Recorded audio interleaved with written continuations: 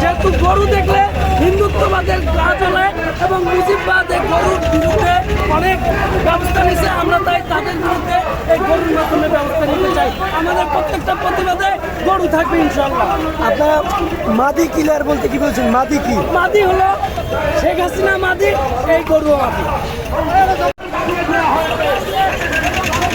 মুজিববাদের খবর রচনা করবো এখানে ইনশাল্লাহ।